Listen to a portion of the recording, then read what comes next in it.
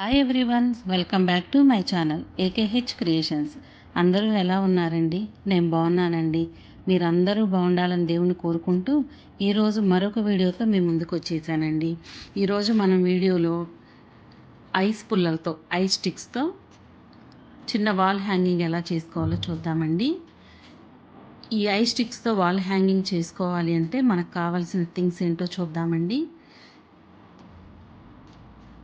మొదటగా మనకు కావాల్సింది ఐస్ పుల్లలండి. ఇవి మార్కెట్లో కలర్ వేసినవి దొరుకుతాయి, కలర్ వేయకుండాను ప్లెయిన్గా దొరుకుతాయండి. మనకి ఏది కావాలంటే అది ప్రిపేర్ చేసుకోవచ్చు. తర్వాత వైట్ స్టోన్స్ అండి, medium size white stones. Next వచ్చేసి గోల్డ్ అండ్ వైట్ స్టోన్స్ అండి, ఇవి కూడా మీడియం సైజేను. నెక్స్ట్ వచ్చేసి రౌండ్ షేప్ మిర్రర్స్ అండి, కొంచెం పెద్ద సైజు తీసుకున్నాను. తర్వాత ఈ ఫ్లవర్ని చూస్తే మీకు అర్థమై ఉంటుందండి, ముందు వీడియోలు చూసిన వాళ్ళకి తెలిసిపోతుంది. ఎందుకంటే నేను ఇది హెయిర్ బ్యాండ్ తయారు చేసినప్పుడు ఈ ఫ్లవర్ని ఎలా ఫామ్ చేసుకోవాలో చూపించానండి. నెక్స్ట్ ఫ్యాబ్రిక్ గ్లూ అండి. Next glue pen. మనకు కావాల్సిన థింగ్స్ అన్నీ వచ్చేసినాయండి. నెక్స్ట్ మనం ఈ వాల్ హ్యాంగింగ్ని ఎలా ప్రిపేర్ చేసుకోవాలో నేర్చుకుందామండి. ముందుగా ఐస్ స్టిక్స్ని తీసుకుందామండి. ఈ ఐస్ స్టిక్స్లో నుంచి ఒక పుల్లని తీసుకుందామండి. తీసుకొని బార్కి సైడ్ వైపున వీడియోలో చూపిస్తున్న విధంగా గమ్ అంటిద్దామండి. దీనికి ఇంకొక స్టిక్ని, అంటే ఇంకొక ఐస్ పుల్లని యాడ్ చేశానండి. మన క్లారిటీగా కనిపించడం కోసం అడుగున నేను వైట్ కలర్ A4 షీట్ని పెట్టానండి. దీనివల్ల ఏంటంటే మనం ఈ స్టిక్స్ కలర్స్ బాగా బ్రైట్గా కనిపిస్తాయండి. నేను ఆరెంజ్ కలర్ స్టిక్స్ 8 తీసుకున్నానండి. తర్వాత వైలెట్ కలర్ స్టిక్స్ 3 తీసుకున్నాను. మొత్తం 11 స్టిక్స్ ఉంటే ఈ వాల్ హ్యాంగింగ్ అయిపోతుందండి. చూడండి, వీడియోలో చూపిస్తున్న విధంగా జాగ్రత్తగా సైడ్స్ అంటుకోకుండా, ఎక్కువ గ్లూ పడకుండా, అలానే తక్కువ గ్లూ పడకుండా మీడియంగా మనం అంటించుకోవాలండి. వీడియోలో చూపిస్తున్న విధంగా చక్కగా వన్ బై వన్ స్టిక్ తీసుకొని గ్లూ అంటించేసుకొని, ఆల్రెడీ మనం కింద అరేంజ్ చేసుకుంటున్న స్టిక్స్కి దీన్ని కూడా యాడ్ చేసుకోవాలండి. ఆరెంజ్ కలర్ స్టిక్స్ అయిపోయినాయండి. నెక్స్ట్ వైలెట్ కలర్ స్టిక్ తీసుకున్నానండి. కింద వైపున వైలెట్ కలర్ స్టిక్ని అడ్డంగా అమర్చానండి, కొంచెం స్పేస్ వదిలిపెట్టేసి. వీడియోలో చూపిస్తున్న విధంగా పై వైపున క్రాస్లో 2 స్టిక్స్ తీసుకోవాలండి. మధ్యలోకి వచ్చే విధంగా జాగ్రత్తగా చూసి పెట్టుకోవాలండి. సైడ్స్ కొంచెం గమ్ ఎక్కువ రాసుకుంటే మనకి స్టిక్స్ ఊడిపోకుండా ఉంటాయండి. చూసారు కదా, ఈ విధంగా మనం అరేంజ్ చేసుకోవాలి. ఈ 2 స్టిక్స్ కలిసిన చోట మనం కొద్దిగా గ్లూ వేసుకొని అంటించేసుకోవాలి.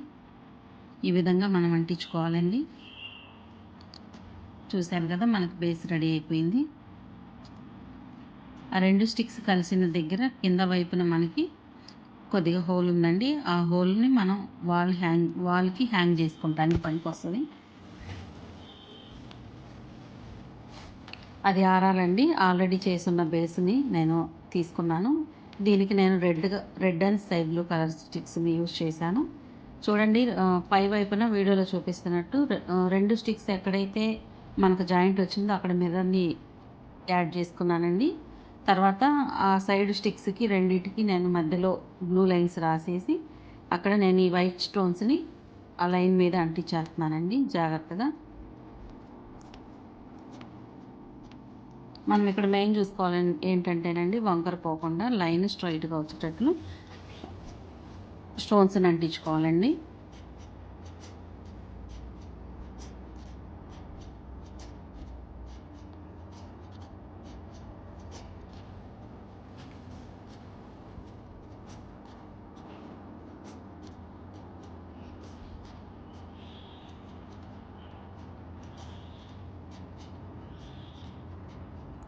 తర్వాత అదే స్టిక్ మిర్రర్ కింద వైపు నుంచి 2 సైడ్స్ మనం గమ్ముని బార్కి ఒక లైన్ డ్రా చేసేసుకొని ఆ లైన్ మీద ఈ స్టోన్స్ని అంటించుకుంటూ వెళ్ళిపోవాలండి. ఇది మాత్రం వాల్కి తగిలించిన తర్వాత చాలా అంటే చాలా బాగుందండి. చిన్నదేగా అనిపించిద్ది చూస్తానికి, కానీ ఇది వాల్కి పెట్టిన తర్వాత చాలా అంటే చాలా అందంగా ఉందండి. మీరు కూడా ట్రై చేయండి, ఇంట్లో అందంగా అలంకరించుకోండి.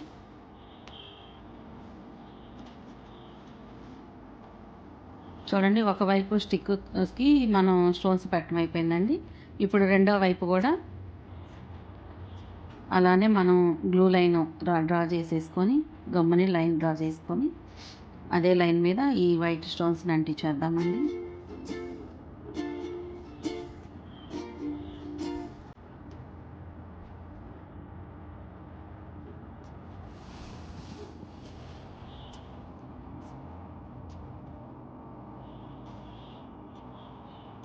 నాకు ఇదైతే ఈ స్టోన్స్ అంటిస్తుంటే ఇంకా ఇంకా అంటించాలనిపించిందండి. స్టోన్స్ అంత షైనింగ్గా వైట్ స్టోన్స్ చాలా బాగున్నాయండి. ఇంకా లైన్ ఉంటే బాగుండు, ఇంకా అంటిస్తే బాగుండు అన్నంత ఫీలింగ్ వచ్చేసింది. 2 లైన్స్ అయిపోయినాయండి. తర్వాత కింద స్కై బ్లూ కలర్ స్టిక్ ఒకటి ఉంది. దానికి నేను ఇందాక మీకు చూపించాను కదండి ఫ్లవర్ ఒకటి, ఆ ఫ్లవర్ని స్టిక్ చేస్తున్నాను. తర్వాత దాని పక్కన ఒకటి మిర్రర్ పెట్టానండి.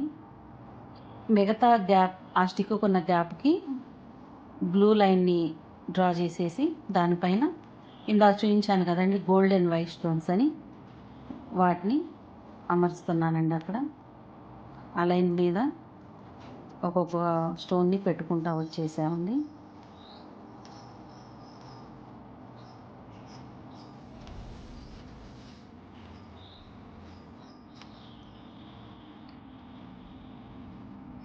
ఇదైతే చూస్తానికి చాలా అంటే చాలా బాగుందండి. నాకైతే బాగా నచ్చింది. ఇందాక